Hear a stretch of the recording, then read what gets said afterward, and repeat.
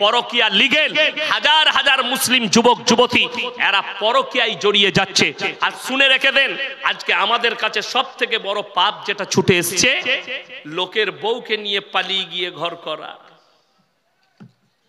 অনেকজন মনে করছে আরে মৌলবীরা তো কিছুই বলে না। মৌলবীকে ফতোয়া জিজ্ঞেস করেছো? তোমার ইমামকে জিজ্ঞেস করেছো? আজকে আমাদের সমাজে এই লোকও বাস করে, প্রকাশ্যে জিনা করছে।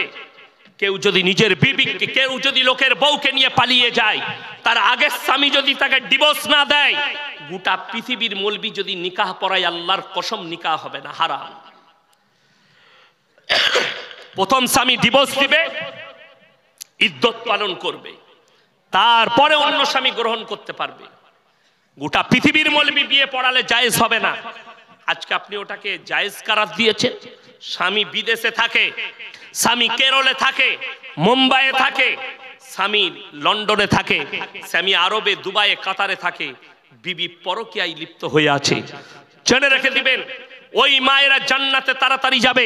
কারুর যদি স্বামী মারা যায়, তার যদি বাচ্চা থাকে, সে ওই বাচ্চার জন্য নিজের যৌবনটাকে কুরবান করে পর্দার মধ্যে থেকে ছেলেদিকে মানুষ করবে। এই মেয়েটার জান্নাতে যাওয়া থেকে কেউ রুখতে পারবে না। কিন্তু আজকে বড় কষ্ট লাগে, আমার মা, আমার বোন, স্বামী থাকতে অনেক মেয়ে পরকীয়ায় জড়িত। আল্লাহ তাআলা কোরআনে বললেন, তারা যেন নিজেদের লজ্জা স্থানের হিফাজত করে, তবে তারা মুমিন এবং মুমিনা হবে। পুরুষদের জন্য আল্লাহ অর্ডার দিলেন, ইল্লা আলা আজওয়াজিহিম আও মা মালাকাত আইমানুহুম ফাইন্নাহুম গায়রু মালুমিন ফামান ইবতাগা ওয়ারা যালিকা ফাউলাইকা হুমুল আদুন। তোমরা তোমাদের স্ত্রীর সঙ্গে খারাপ ব্যবহার করো না, স্ত্রী ছাড়া তোমরা অপরের সঙ্গে সম্পর্ক করো না, তোমরা হবে সীমা লঙ্ঘনকারী। যারা নিজের স্ত্রী থাকতে অপরের সঙ্গে সম্পর্ক করে, এরা হচ্ছে সীমা লঙ্ঘনকারী। বিবিকে ভালোবাসুন, বিবির সঙ্গে মহব্বত করুন। আপনি রাসূলের সুন্নত আদায় করলেন কোথায়? উত্তরপ্রদেশে মসজিদে আজান দেওয়ায় ইমামকে 2 লক্ষ টাকা জরিমানা করা হয়েছে। আমি এটা মোবাইলে দেখলাম, অন্তত দুঃখের সঙ্গে বলছি। আজকে ভারত থেকে আওয়াজ উঠেছে, বাংলাদেশে সংখ্যালঘু নির্যাতন। ভারতের এক শ্রেণীর মিডিয়া মিথ্যা এজেন্ডা চালাচ্ছে, পুরনো ভিডিও দিচ্ছে মন্দির ভাঙার, পুরনো মারামারির ভিডিও দিয়ে বলছে বাংলাদেশে এই ঘটনাগুলো ঘটছে। এরকম একটা দুর্নীতিমূলক, তার মধ্যে নাম্বার 1 আছে রিপাবলিক টিভি, আর বাংলায় একটা আছে চার চোখো, কি নাম সবসময় লাপাচ্ছে, মহলম বিক্রেতা, ময়ূররঞ্জন না কি নাম ওটা, ময়ূররঞ্জন নয়, কুকুর রঞ্জন। হারামখোর, প্রতিনিয়ত ইসলাম বিরোধী এজেন্ডা। আল্লাহ এদিকে মাফ করুক। আমার ভাই, ভারতে নয়, পৃথিবীতে যেখানে যে সংখ্যালঘু থাকবে তাকে সুরক্ষা দেওয়ার দায়িত্ব হচ্ছে সংখ্যাগুরুদের। আমি সেদিনে আসানসোলে একটা গণবিবাহে উপস্থিত ছিলাম।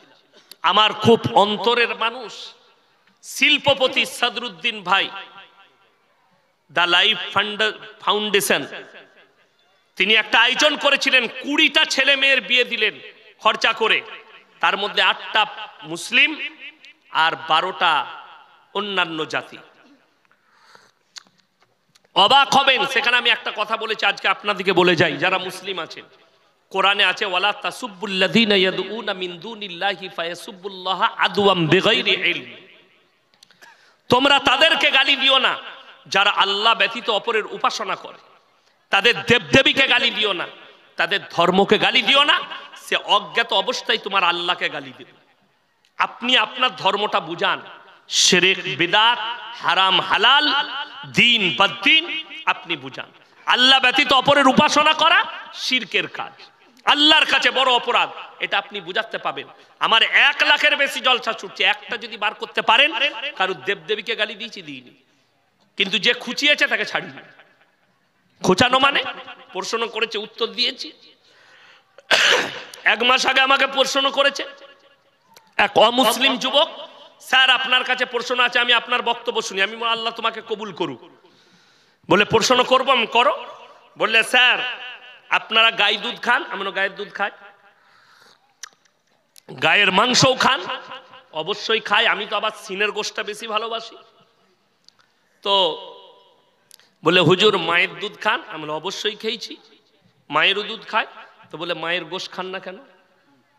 আমি সালা দারুণ কথা। আমি উত্তর দিলে নিতে পারবে? বলে হ্যাঁ। আমি বলে দেখো গালি দেও না আর ফোন কেটে পালিও না। বলে না। আমি বললাম তুমি গোবর খাও? বলে হ্যাঁ। উপকার আছে। গরুর মুত? বলে হ্যাঁ। আমরা মায়ের গু আর মুত খাস না কেন? তো আমাকে গালি দিল, ফোন কেটে পালিয়ে গেল। আমি প্রথমেই বললাম ভাই নিতে পারবে না। আমি সেদিনে বলেছি মুসলমানরা ভারতে যে গরু খায় এটা হচ্ছে গোমাতা, আর তারা যেটা বিদেশে জবাই করে বিক্রি করছে ওটার নাম হচ্ছে সৎ মাতা। এটাই কষ্টের। কেন? ভারতে বড় বড় 7টা ফ্যাক্টরি আছে গরুর মাংস রপ্তানির। পৃথিবীর দ্বিতীয় স্থানে ভারত আছে গরুর গোশ রপ্তানিতে। প্রত্যেক দিন এক একটা কতলখানায় 3000 থেকে 4000 গরু জবাই হয়। 7টা আছে, 5টা হচ্ছে হিন্দু ভাইদের, 5টা হিন্দু ভাইদের, সেইখানে গরু জবাই করছে। আমি বলেছি হিন্দুস্তানে গরুর গোশ বন্ধ করার জন্য আমরা মৌলবীরা আবেদন করব, এই 7টা ফ্যাক্টরিকে আগে ডজার দিয়ে ভাঙতে বলো যোগী বাবাকে। তার রাজ্যে 3টে আছে উত্তরপ্রদেশে, এই 3টে যেদিনে ডজার দিয়ে ভেঙে দিবে বাংলার বুকে আমি ইয়াসিন প্রচার করব যে গরুর গোশ খাওয়া বন্ধ করে দাও। আমরা খেলে গোমাতা আর তোমরা বেজলে ওইটা সৎ মাতা। ভালো যুক্তি। গরুর গোশ খাওয়া বন্ধ হবে কে বলেছে? আমাদের ফরজ আছে গরুর গোশ খাওয়া? এ কথা বলেন। আমরা বলেছি মৌলবীরা ফরজ? ফরজ নয়। গরুর গোশ খাওয়া হিন্দুস্তানে বন্ধ হবে। আলহামদুলিল্লাহ ছাগল খাবো, এত ছাগল খাবো তুই আবার শুনতে পাবি না। কথাটা বুঝতে পারেননি? বড় কষ্ট লাগে। আমরা গোশ খেলে দোষ। আচ্ছা বলুন, ভারতবর্ষে বলছে, সমীক্ষা বলছে 80 কোটি মানুষ তারা কি খায়? মাংস খায়। মুরগির হোক, খাসির হোক, গরুর হোক, মোষের হোক। কত পার্সেন্ট বললাম? 80 কোটি। এই 80 কোটি কি মুসলমান আছে ভারতে? কথা বলে না? এরাই বলছে এরা 26 কোটি। তাহলে আমরা 30 কোটি বাদ দিচ্ছি, 50 কোটি যেগুলো খাচ্ছে ওগুলো কি মুসলমান? ঋষি কাপুর মুসলিম ছিল না হিন্দু ছিল? হিন্দু। বিকাশ রঞ্জন আমি দেখলাম মোবাইলে, সে প্রকাশ্যে বলেছে আমি গরুর মাংস খাবো। কি হয়েছে? আরে আমি বলিনি, একটা উকিল তার নাম হচ্ছে আফজাল হোসেন, সে দেখলাম কলকাতায় মিডিয়ার সামনে বলেছে 1 বাটি নয়, 2 বাটি নয়, 3 বাটি মাংস খেয়েছে আমার সামনে। আমি তার আর নাম করব না, মুখে উচ্চারণ করব না। আমি রাজনৈতিক বক্তা নয়, খালি বুঝাচ্ছি মুসলিমরা খেলে দোষ আর এলা খেলে অপরাধ নাই। আজকে এটা কষ্টের বিষয়, দুঃখের বিষয়। হিন্দুস্তানে মাটির নিচে, মসজিদের নিচে মন্দির খুঁজে পাওয়া যাচ্ছে, এটা কোনো লয়, এটা ধর্মযুদ্ধ তৈরি করছে। আর আপনাদেরকে বলে যাই, রিপাবলিক টিভি কোনো মুসলমান দেখবেন না। জোরে বলুন ইনশাআল্লাহ। এ হচ্ছে সব থেকে বড় দুশ্মন আমাদের ভারতের এক শ্রেণীর মিডিয়া। আমি বলে যাই আপনারা সবাই রেডি থাকবেন। আমি সেদিনে দেখলাম আমাদের হুমায়ুন বাবু, হুমায়ুন কবির আমার সঙ্গে মুর্শিদাবাদে জলসায় ছিলেন। তিনি এলান করেছেন মুর্শিদাবাদে বাবরি মসজিদ তৈরি করব। আমি বলেছি আমিও টাকা দেবো ইনশাআল্লাহ। আর আমি আপনাদেরকে বলে যাচ্ছি আল্লাহ যদি চাই পশ্চিম বাংলার প্রত্যেকটা জেলায় একটা করে আমরা বাবরি মসজিদ করব। জোরে বলুন ইনশাআল্লাহ। তোমরা রুখো কিভাবে কটা মসজিদ ভাঙবে? আমাদের বাপের জায়গায় করব। এই যে মসজিদ, জায়গাটা কার? কথা বলে না? মোদিজির। আরে আমাদের বাপ দাদুরা। আজকে টাকা কে দিলে? এই এতগুলো টাকা কে দিল? আপনারা দিলেন না যোগীজি এসে দিয়ে গেল? আমরা দিলাম। যারা বলছে মুসলমান पाकिस्तान में चले जाओ, इतिहास उठाकर देख, अंग्रेजों को भगाया मुसलमानों ने। इस हिंदुस्तान को आजादी मिली मुसलमान के खून से रंगा हुआ है। আমাদের রক্ত দিয়ে। আপনারা ইতিহাস জানেন না, মুছে দেওয়া হয়েছে, চেপে রাখা ইতিহাস চেপে দেওয়া হয়েছে। 56 এই মানুষগুলোর সামনে, যুবকদের সামনে আমার আব্বা আমাদের নামে বাদশাহী এলান করবেন। কিন্তু বাদশা বললে, হে আমার তিনজন পুত্র, তোমরাও লাইনে দাঁড়িয়ে যাও।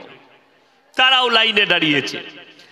এরপরে বাদশা বললেন, শোনো, তোমাদের কাছে আমি 1 বৎসর যাবত একটা পরীক্ষা নেব, একটা করে ফলের বীজ দেব। 1 বৎসর পরে যার গাছটা সব থেকে সুন্দর হবে তাকে আমি রাজত্ব দান করব। তোমাদেরকে একটা করে ফলের বীজ দেওয়া হবে। তিনার প্রজাকে বললে, আমার কামরায় ফলের বীজটা রাখা আছে, বস্তায় নিয়েছে, ঢালো। ঢেলে দিলেন, সবাই একটা করে কুড়িয়ে নিয়ে গেল। লাস্টে একটা বীজ পড়ে আছে। একজন যুবক, তার নাম মাহমুদ। ছেলেটা 5 ওয়াক্তের নামাজি, ইমানদার, ঝুপড়ি বাড়িতে বুড়ি মায়ের সঙ্গে বসবাস করে, লোকের বাগানে কাজ করে, কৃতদাস, ঝাড়ু লাগায়, খেজুর পেড়ে দেয়, খেজুর উটের ওপরে লোড করে দেয়, কাজ করে। লাস্টের বীজটা সে কুড়িয়েছে, বাড়ি চলে গেল। মা বাদশা বলেছে, যার গাছটা সব থেকে সুন্দর হবে তাকে বাদশা রাজত্ব দিবে 1 বৎসর পরে। মা বললে, বাবা, যেভাবে গাছ রোপণ করে, একটা পাত্রের মধ্যে গাছটা লাগা। বীজটা রোপণ করেছে, প্রত্যেক দিন সকাল বিকাল পানি দেয়, যেভাবে মানুষ চারা গাছ লাগিয়েছে। 3 মাস হয়ে গেছে, গোটা রাজ্যের সমস্ত যুবকের টবে গাছ বেরিয়েছে, কিন্তু মাহমুদের টবেতে কোনো গাছ বের হয়নি। 3 মাসে সমস্ত যুবকের গাছ বেরিয়েছে, মাহমুদের কোনো গাছ নাই। মাহমুদ আল্লাহর কাছে কাঁদলেন, নামাজ পড়ে, আল্লাহ, আমি তো হকের ওপরে আছি, একদম আমি ইমানদার ছেলে, আমার টবে কেন গাছ বের হয়নি? আল্লাহ, তুমি গাছ বের করে দাও। এরপরে 6 মাস কেটে গেল, 9 মাস, এমনকি 12টা মাস কাটলো, কিন্তু মাহমুদের টবেতে কোনো গাছ বের হয়নি। বাদশা এলান করলেন, হে আমার রাজ্যের যুবকেরা, শোনো, তোমরা অমুক তারিখে সবাই নিজের নিজের গাছ নিয়ে আমার রাজ্য সভাতে হাজিরি দাও। যেদিনে তারিখ দিয়েছে, সবাই নিজের নিজের গাছ নিয়ে ফজরের নামাজ পড়ে গোসল করে নতুন জামা পরে যাচ্ছে সবাই, বাদশাহী পাবো। মাহমুদ নামাজ পড়ে বাড়িতে মন মারা হয়ে বসে আছে ফজরের পরে। মা বললে, বাবা, তোমার মন মিজাজ খারাপ? মা, বাদশা আজকে যেতে বলেছে গাছ নিয়ে, আমার টবেতে কোনো গাছ নেই, কি নিয়ে যাব? মা বললেন, হে আমার বেটা মাহমুদ, তুমি হকের ওপরে টিকে আছো, তুমি এই খালি টবটাই নিয়ে যাও। মা, ছেলেরা পাগল বলবে, লোকে আমাকে পাগল বলবে, কিন্তু মায়ের হুকুম পালন করলেন। মাহমুদ ওই খালি টবটা নিয়ে গিয়ে একবারই পেছনে দাঁড়িয়েছে। সব ছেলেরা দেখছে খালি টব, হাসবে না, হাসবে না, সবাই বলছে ছেলেটা পাগল। বাদশা গাছ নিয়ে আসতে বলেছে, অথচ এ তো শুধু টবটা নিয়ে এসছে। এরপরে বাদশা স্টেজে এলেন, সিংহাসনে বসলেন, সমস্ত গাছগুলো পরিদর্শন করলেন। এরপরে এলান করলেন, হে আমার রাজ্যের যুবকদের মধ্যে একদম পেছনে একজন দাঁড়িয়ে আছো, তোমার নাম কি? বললে, আমার নাম মাহমুদ। যার টবেতে কোনো গাছ নেই, তুমি ওই টবটা নিয়ে আমার সিংহাসনের কাছে এসো। মাহমুদ ভয়ে ভয়ে খালি টব নিয়ে সিংহাসনের কাছে এলেন। বাদশা নিজের সিংহাসন থেকে উঠে দাঁড়িয়ে গেল, ওপরে এসো। বাদশা বললে, বসে যাও আমার সিংহাসনে।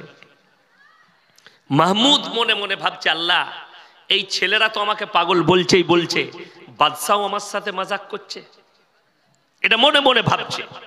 কিন্তু বাদশার হুকুম, ভয়ে ভয়ে সিংহাসনে বসলো মাহমুদ।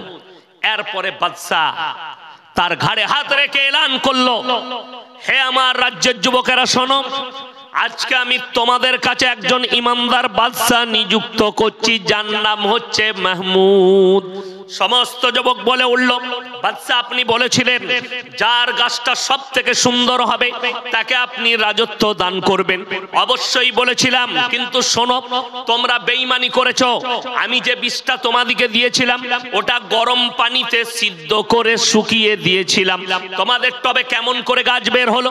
তোমরা 2 নম্বরই করে বাজার থেকে অন্য বীজ কিনে নিয়ে এসে টবে লাগিয়ে তোমরা চারা তৈরি করেছো।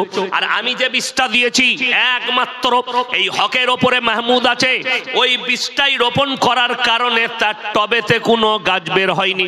অর্থাৎ একমাত্র হক পথে এই মাহমুদ আছে, তাই আমার রাজ্যের একমাত্র উত্তর অধিকারী হচ্ছে এই মাহমুদ। জোরে বলুন সুবহানাল্লাহ। খালি হকের ওপরে টিকার কারণে রাজত্ব পেল। এটা গেল গল্প। এরপরে রিয়েলে নিয়ে যাচ্ছি। রিয়েল কোথায়?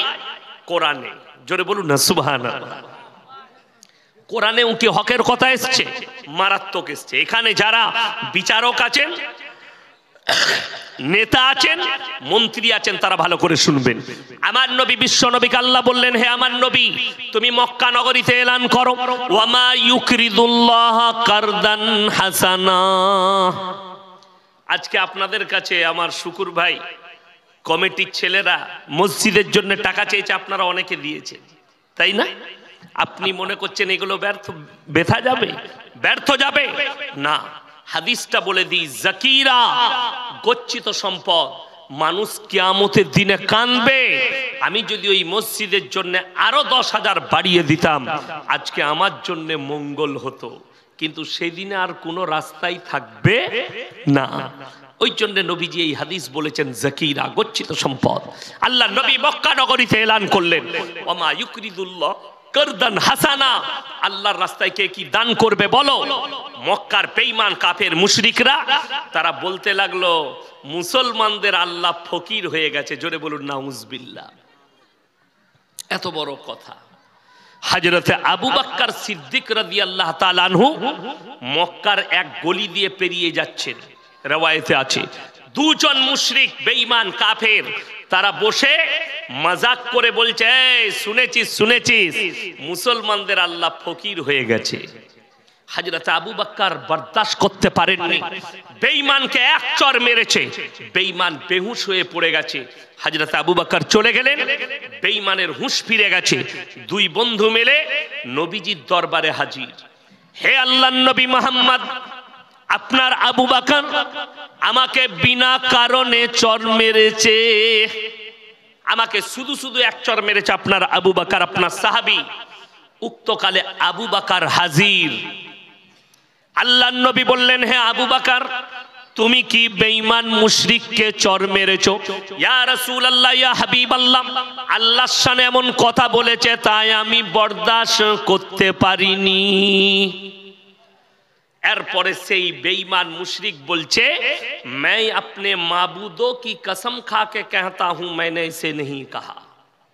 আমি আমার মাবুদের কসম করে বলছি, আমি এই ভাষা বলিনি। আপনার আবু বকর মিথ্যা বলছে। আমার সাক্ষী আমার বন্ধু আছে। আপনার আবু বকরের সাক্ষী কই? আবু বকর একা না 2 জন?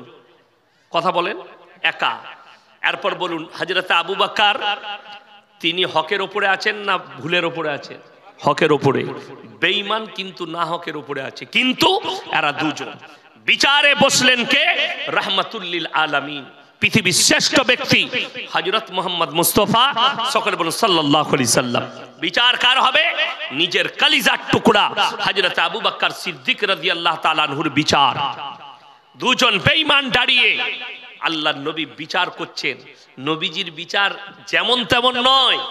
আমরা তো বিচার করতে বসলে গাঢ় দুধে চা খাওয়ালে বিচার পাল্টিয়ে যায়, 500 টাকার লোড গুঁজে দিলে বিচার পাল্টিয়ে গেল। ঠিক বললাম না ভুল বললাম? আর আজকে নবীজি বসেছেন বিচার করতে। সবাই জানে নবীজি কতটা ন্যায়পরায়ণ। আল্লাহর নবী অর্ডার করলেন আবু বকরকে, হে আমার আবু বকর, তুমি যদি সাক্ষী না আনতে পারো আমি বেঈমানকে বলবো তোমাকে মেরে প্রতিশোধ নিয়ে নেবে। বেঈমান মুশরিকরা 2 জন দাঁড়িয়ে হাসছে, মজা দেখছে, দেখি আবু বকর কি সাক্ষী আনতে পারে। এরপর নবীজিকে তো মারার অর্ডার দিতেই হবে। আল্লাহর নবীর চোখে পানি, হযরত আবু বকরের চোখে পানি। হযরত আবু বকর বুঝতে পেরেছেন আল্লাহর নবী এতটা নাই পরায়ণ, আমি যদি সাক্ষী না আনতে পারি নবীজি বেঈমানকে বলবে মেরে প্রতিশোধ নিয়ে নাও। আর নবীজি বুঝতে পেরেছেন আমার আবু বকর সিদ্দিক কোনোদিন মিথ্যা কথা বলবে না, এটা নবীজি কনফার্ম বিশ্বাস। কিন্তু সাক্ষীর প্রয়োজন। আমার ভাই, আপনি যদি হকের ওপরে থাকেন, কেউ মদদ করুক আর না করুক, আপনি মুমিন হলে আল্লাহ আপনার মদদ করবে। জোরে বলুন সুবহানাল্লাহ। এরপরে কোরআনে চলুন। হযরত আবু বকরের সাক্ষী আল্লাহ নিজে দিচ্ছেন, জিবরিল আমিনকে পাঠালেন। কোরআনে আছে ইন্নাল্লাহা ফাকিরু ওয়া নাহনু আগনিয়া সানাকতুবু মা ক্বালু। হে আমার নবী, আবু বকরের সাক্ষী আমি আল্লাহ নিজে দিচ্ছি। বেঈমান মুশরিক বলেছে আল্লাহ ফকির। জোরে একবার বলুন সুবহানাল্লাহ। আবু বকর একা সাক্ষী আল্লাহ নিজে পাঠালেন জিবরিল আমিনকে দিয়ে। বেঈমান মুশরিক বলেছে আল্লাহ ফকির, আবু বকরের সাক্ষী আমি আল্লাহ নিজে দিলাম। হে আমার নবী, আপনি যদি হকে থাকেন, আপনি যদি কোনো জায়গায় হক কথা বলেন, সাময়িক আপনার উপরে বেজার হবে, কিন্তু যেদিনে সে হক বুঝতে পারবে সেই দিনে জানবেন আপনার জন্য দোয়া করবে। আমি জায়গার নাম করব না। গাড়িতে আস্তে আস্তে আজকে আমি বুঝতে পেরেছি আমার বক্তব্য অনেক জনের গায়ে লাগে, কিন্তু আমি বদলা চাই আমার আল্লাহর কাছে। আজকে আমি একটা বদলা পেয়েছি। গাড়িতে আসছি আমি, রাস্তায় একটা ফোন এলো, ছেলেটা কাঁদো কাঁদো অবস্থায়। কোথায় বাড়ি? মালদা ডিস্ট্রিক্ট, জায়গার নাম বলেনি, আমি জিজ্ঞেসও করিনি। কি ব্যাপার? স্যার, আমি এমন এক পাপে লিপ্ত ছিলাম, আল্লাহ আমাকে, আপনার বয়ান শুনেছি, যেদিন থেকে আল্লাহ আমাকে হেফাজত করেছে। কি করে ইস্তেগফার করব, কি করে আল্লাহর কাছে কাঁদবো, আল্লাহ আমাকে কেমন করে ক্ষমা করবেন একটু বলে দেন। কি? আমি সমকামিতে লিপ্ত ছিলাম। সমকামী